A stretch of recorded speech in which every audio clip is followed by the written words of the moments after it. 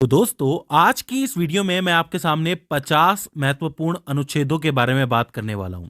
जैसा कि आपको पता ही है कि हमारे संविधान में कुल 395 अनुच्छेद हैं, जो कि पूरी तरह गिने तो 450 हो जाते हैं, लेकिन मूल रूप से तो 395 ही है। और जब भी आप राजनीतिक विज्ञान के किसी भी प्रश्न का उत्तर देते हो, तो अनुच्छेदों की आपको बहुत ज्यादा जरूरत पड़ती है। और आप में से कई स्टूडेंट्स ने मुझे कहा भी है कि मैं अनुच्छेद कवर करूं। तो आज आपके सामने पेश है 50 महत्वपूर्ण अनुच्छेद, जिन्हें आपको नोट करते हुए चलना है। तो ज्यादा टाइम न लेते हुए हम शुरू करते हैं। देखिए, सबसे पहले आता है अनुच्छेद 1, जो कि बात करता है संघ के नाम की और उसके राज्य क्षेत्र की। यानी ये कहता है कि भारत राज्यों से मिला हुआ एक संघ है, यानी कि एक यूनियन है, जिसमें आज की तारीख में 28 राज्य हैं और 8 केंद्रीय शासित प्रदेश हैं। और उसका जितना भी कुल राज्य क्षेत्र है, उसकी बात यह अनुच्छेद करता है। तो पहला अनुच्छेद बहुत इंपॉर्टेंट है। इसके बाद आता है अनुच्छेद नंबर 3।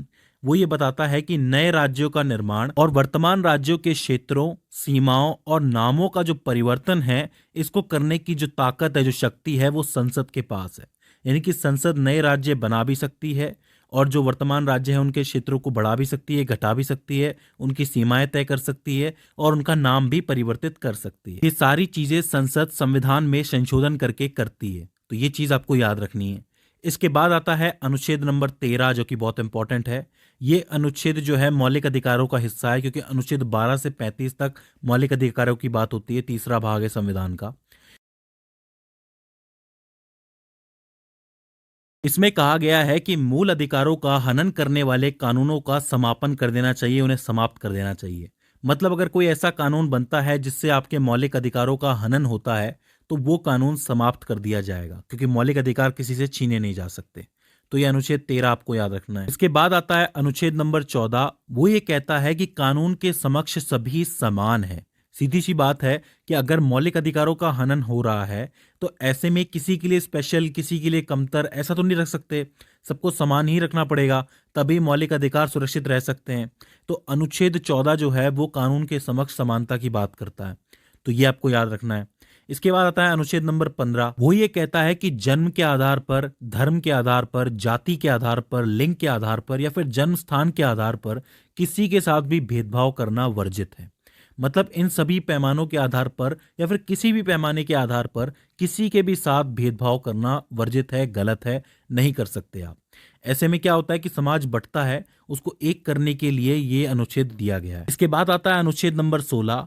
वो कहता है कि लोक नियोजन के विषय में अवसर की समानता होनी चाहिए।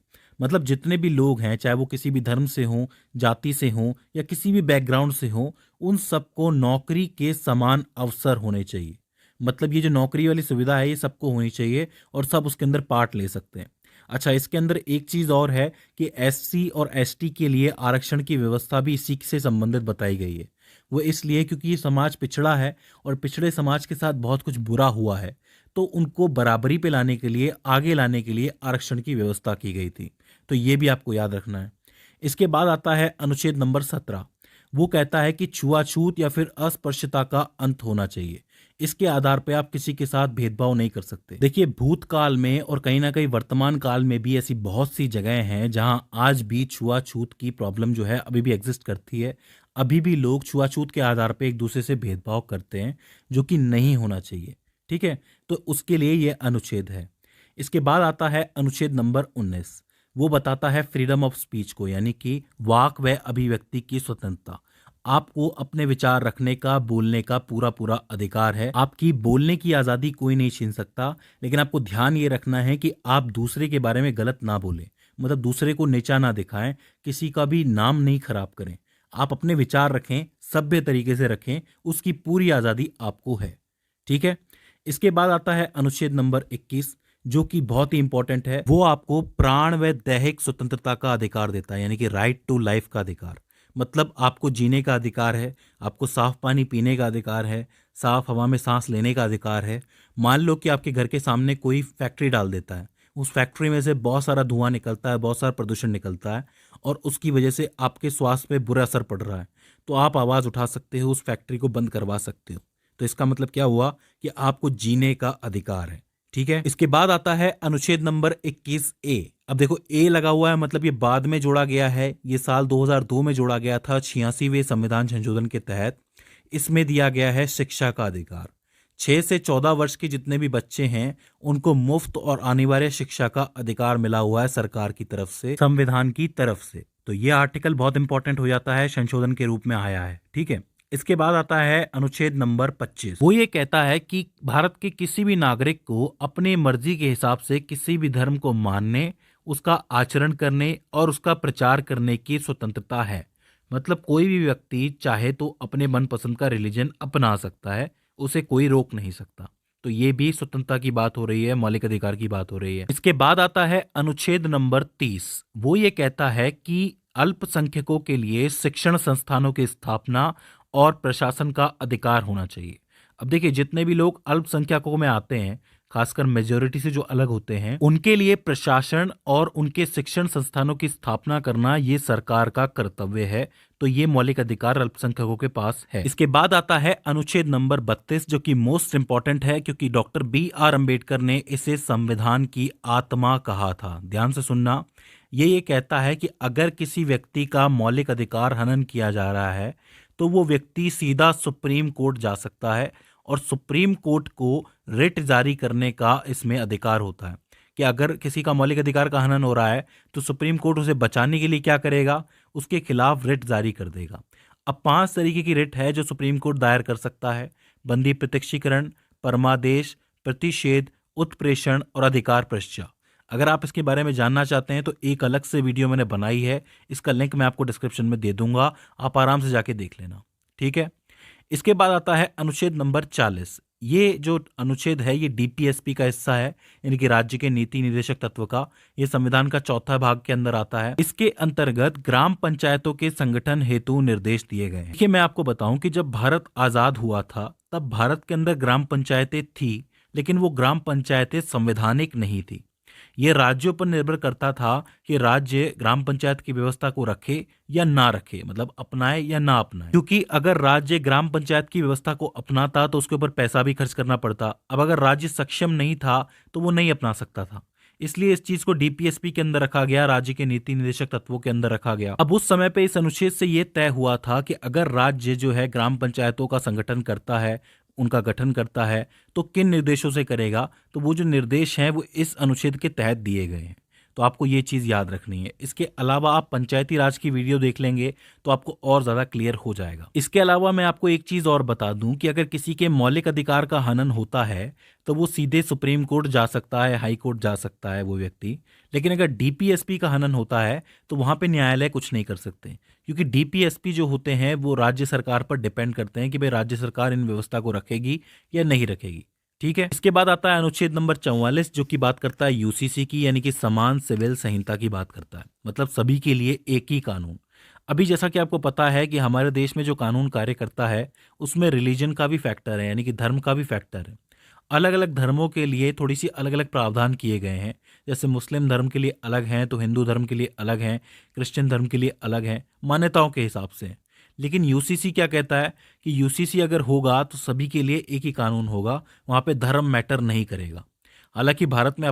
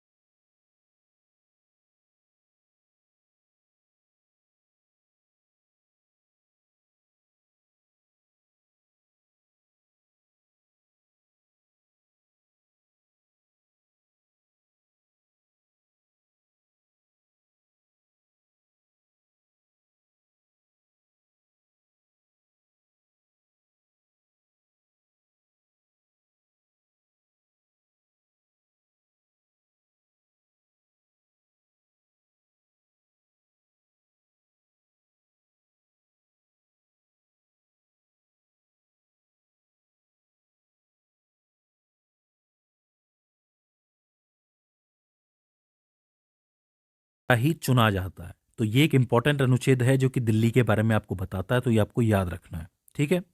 इसके बाद आता है अनुच्छेद नंबर 249। वो ये कहता है कि अगर राष्ट्रहित का मामला हो तो ऐसे में राज्य सूची के कुछ एक विषयों पर संसद कानून बना सकती है। अब आप जानते हैं कि 3 तरीके की सूची होती है।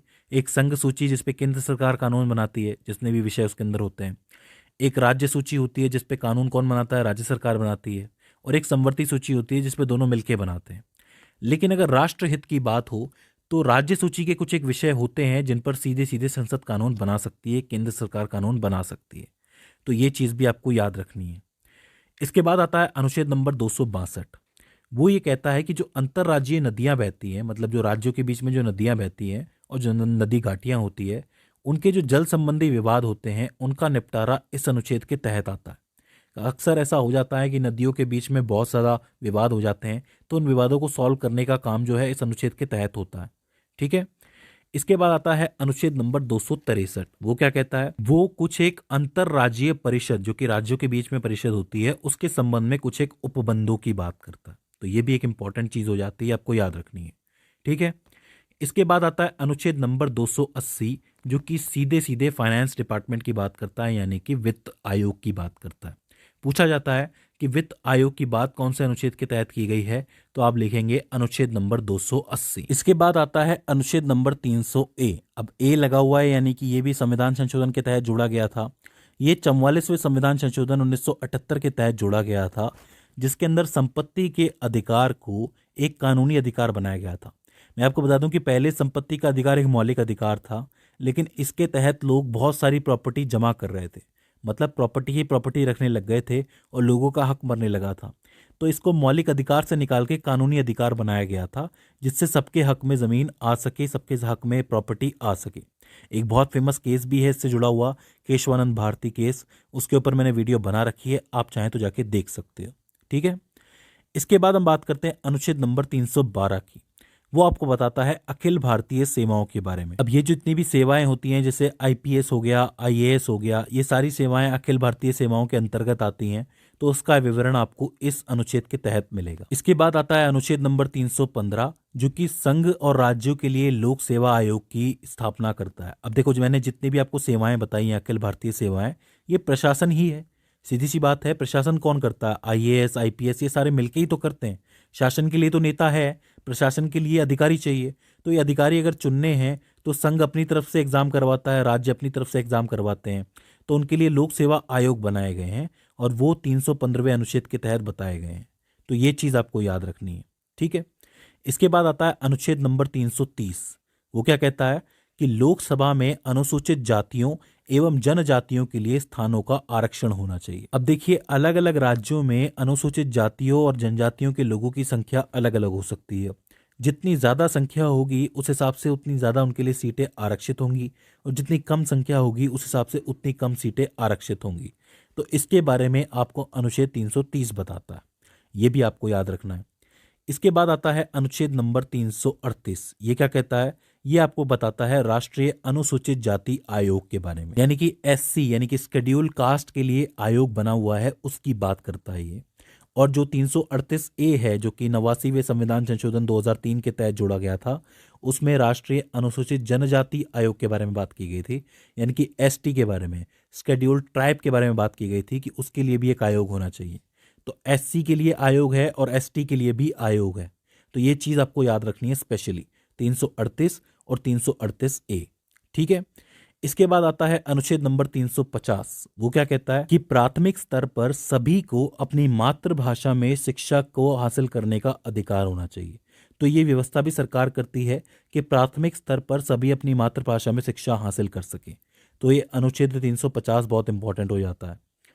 इसके बाद 4 महत्वपूर्ण अनुच्छेद और आते हैं। एक है 352 जो कि राष्ट्रीय आपातकाल यानी कि नेशनल इमरजेंसी की बात करता है, जो कि 1975 से 77 के बीच में लगी थी, आपको पता होगा।